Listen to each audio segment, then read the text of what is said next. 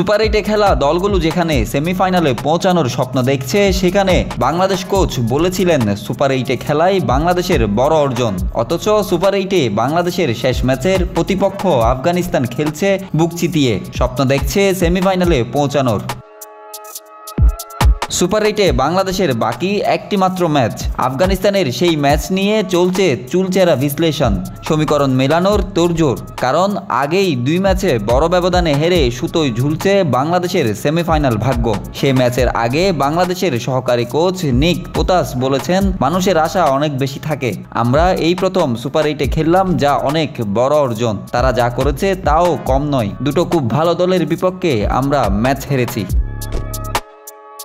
এর আগে অবশ্য শোনা গেছে বাংলাদেশের লক্ষ্যই হলো সুপার 8-এ খেলা।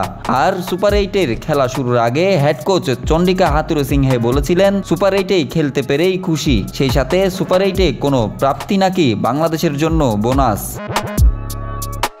বাংলাদেশ দলের পোস্টার বয় খ্যাত সাকিব সবসময় ভালো কিছুর জন্য ক্ষুধার্ত থাকতেন, অথচ এখন সাকিবও নাকি অল্পতেই হন তৃপ্ত।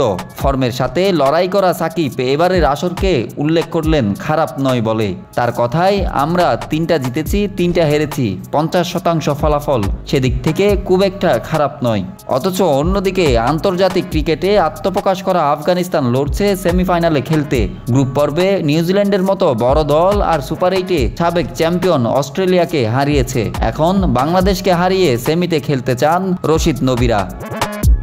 Desk report, news now sports.